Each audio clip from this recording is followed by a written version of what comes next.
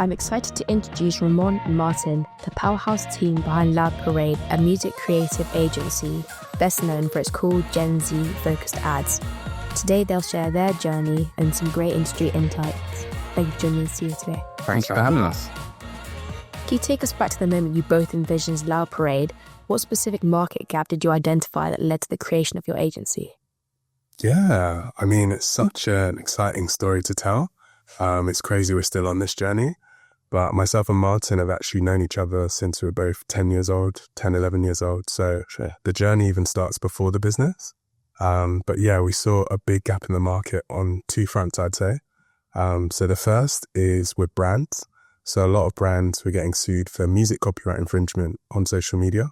So if I were to do a TikTok with a Beyonce song, no issues whatsoever, because that's for individual use. Whereas if a brand were to take that exact same TikTok and that exact same song and put that on their brand page, they would technically be infringing music copyright. So we saw a huge opportunity there to help brands. Saw brands like Gymshark getting sued $44 million, Peloton, Meta, you name it, different brands having this issue. So we thought this is something we could solve. So that was on the brand side. And then musically, we both love music, both helped artists, and saw there are a lot of talented artists who unfortunately weren't getting those opportunities in the industry. So how can they make money? And that could be working with brands. So that was one of the reasons we started the business, and yeah, been going from strength to strength. It's amazing how you identified that gap. Finding a way to connect with the Gen Z through creative content and music is truly innovative. Thank you. Could you please give us some insight into your academic achievements and how instrumental they have been in shaping your careers today? I'll let Martin take that. For GCSEs, we're both like straight A-star students, same for A-levels. And we both went to university together. So I did an undergrad in economics and politics and international studies. More studied politics, philosophy and economics. Then I also did a master's in behavioral science. So yeah, always been quite academic, but we've always been quite entrepreneurial as well. And I say with the business and with what we're doing, while the academic achievements are great, they didn't necessarily be on end all. But what was valuable was the master's in behavioral science, because what we're trying to do in the business is try and bring more objectivity in the way that music is used. So that music can be super subjective, especially in the way that brands use music. So we use behavioral science, we use a few AI tools, we're actually testing music against key audiences to see how they react. So behavioral science has definitely been valuable on that part, just so you can bring the knowledge on what I studied to what we're doing. Of course. Given how fast the tech industry is evolving, how does Loud Parade remain innovative and stay ahead of the curve, especially with the introduction of AI? Great question. Very great question. And I'd say the key part there is just talking to our audiences and talking to our clients. So a lot of our clients are creative agencies, brands, production companies, because what we're doing is, one, making their lives easier by the way that they interact and use music, but also by making their content better with having chart quality music for their brand, but made bespoke for that brand or that campaign by us. So I say that by always talking to them and seeing what they need and seeing what the problems they're having, that's how we're learning to stay ahead of the curve, because we're always engaging with the audience and seeing what they need. And AI, like you said, is a big thing in just the world in general. I say it's harder to bring AI into music. The major reason there is because there's been a lot of copyright issues. So for example, if I take a photo, I am the sole person who owns that photo copyright, which means it's very easy for people to license that photo because I'm the only copyright holder. With music, it's much more complicated. With music, you can have 10, 15 rights holders, especially for the most popular song. All the writers are going to have a piece of the song, then you have the publishers, then you have the labels. But before anything can be done with that song, you need to get a 100% copyright agreement from everyone.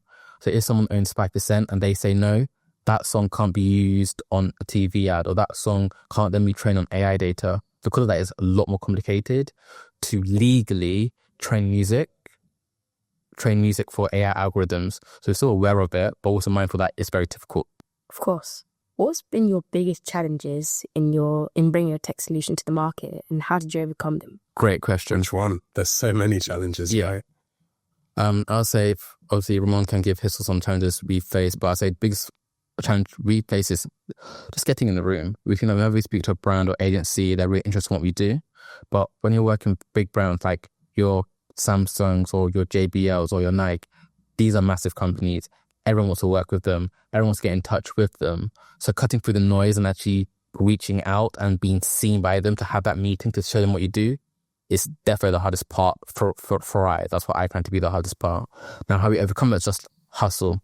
We've always been hustlers. We've been hustling from literally school days. We're trying to be entrepreneurial, find new things to do. So yeah, just always emailing, always following up, using our relationships, our network to see who knows someone that we can reach out to. Our network are big advocates of what we do, so they support us and put us in rooms. So yeah, just hustle and reaching out to people and never giving up and always following up. I say it's how we overcome it. But yeah, that's definitely been one of the biggest challenges we faced. Yeah, exactly. I'd echo that. We're in a game of people. People are unpredictable. So making sure that, you're best positioned. Like in the industry, there's so many different ideas, different concepts, and a lot of noise. So making sure that the first impression you make really stands out so that people value what you're talking about, respecting people's time, knowing your value as well and what you bring to the table, understanding you have one shot usually, and making sure that it counts. I think that's really important. I think character in particular is valuable. Of course, it's encouraging for others to see that persistence and quality work does get noticed, especially in that field of noise, as you said. In which ways has Loud Parade enriched the music landscape, and where do you see it going?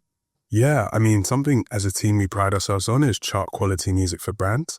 So something we observed is a lot of music in brand campaigns either is quite cheesy or it's not coming from the culture, it's not authentic. And I think a lot of brands aren't working with real life artists who are naturally creative. So we make it our mission to actually find the next Beyoncés, the next Drakes, you know what I mean? They may not be at that level, but we feel like they have that talent and that potential. So actually there's a lot of A&R and scouting in what we do. So I think that's one way we stand out. And I think as well, generally just the mechanics of music licensing is quite complicated for brands. So currently brands would only be able to use the TikTok commercial library, for example, which may not have the quality that they want, or it might not be specialized or bespoke enough. So for us to create an actual song for a brand that actually name drops the brand, that has the brand values in there, that's quite a unique way and it feels like an ownable asset for them. So I think that's a way that we really have changed the game in that sense, showing brands that they can actually make bangers. Yeah, and I say on that, just like what Rahmon was saying earlier, democratizing access to brand campaigns to upcoming artists. We know it's really hard for artists to get paid in this day and age if you're not one of the biggest stars. I think a million streams is only $4,000 US, which isn't much. But if you have an amazing talented artist and your type of music is perfect for a brand campaign, you can make sure you get paid for your craft and for your work by doing great music for that brand campaign.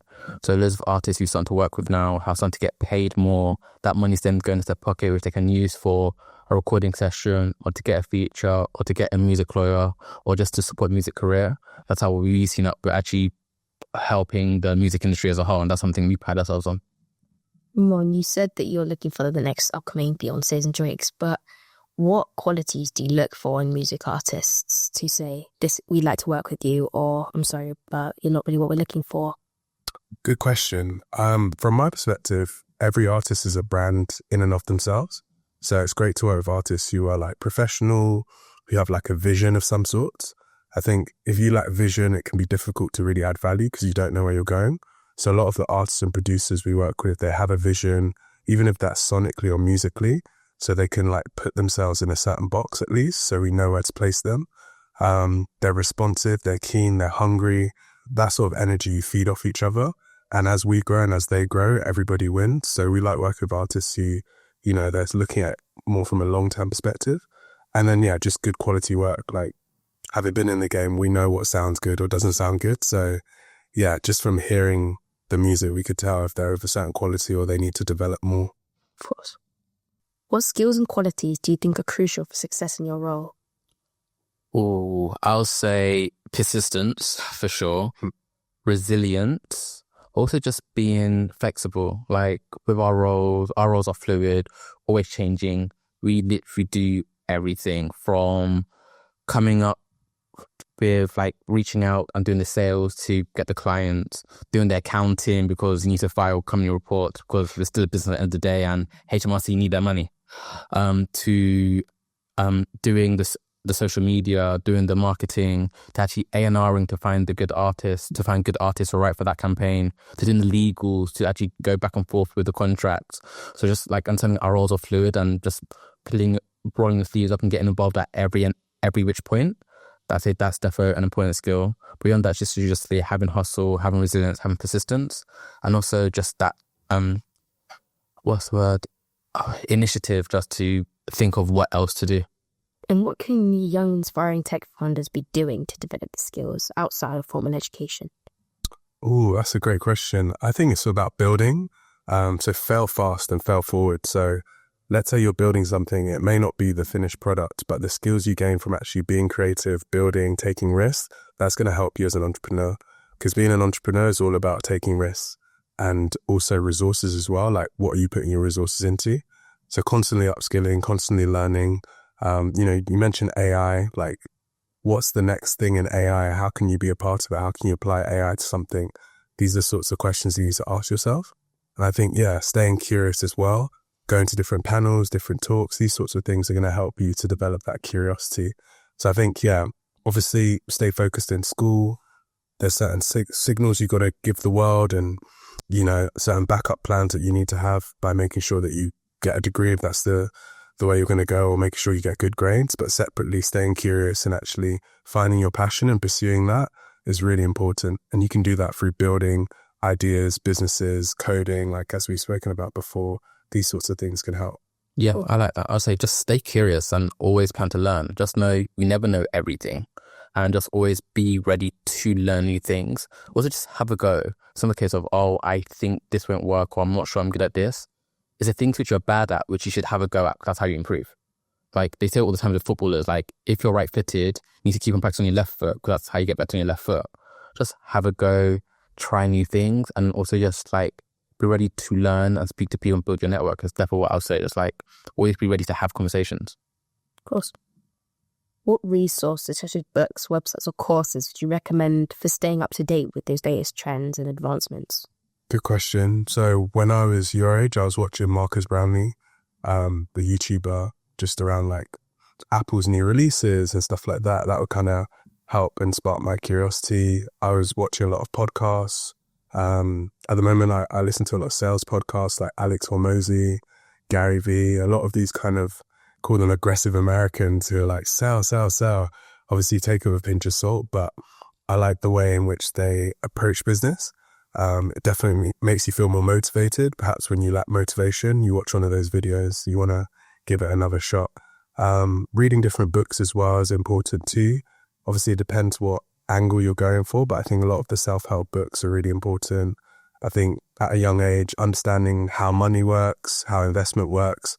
So those sorts of books can help you as well, just so you have the foundations in place as you build your business. Of course. Yeah. What should young people look for when considering their first job in tech or an internship to ensure it's a valuable learning experience? I would say potential to grow. You don't want to be in a job where you know a lot of the things. You want to be in a job where you know very little. So that means every new day you're going to be learning, you're going to be upskilling, you're going to be finding something new. That's just a key thing. Like a job where you know little. Obviously, getting a job where you know little is going to be harder because are you going to get the job? But a job where you have potential to learn a lot and you know very little, so you're always growing, I say they're the best type of jobs to be in. And they're jobs where should be most valuable to me, where it's I know very little, but someone's giving me a chance because I have relevant skills and I learn on the job, and then I'm upskilling, learning something new, developing my skills every day. And also jobs where you have good managers and good mentors, because they're the people you're going to be learning from. So you want to have good relationships with them. And jobs where you have a great manager, they're invaluable.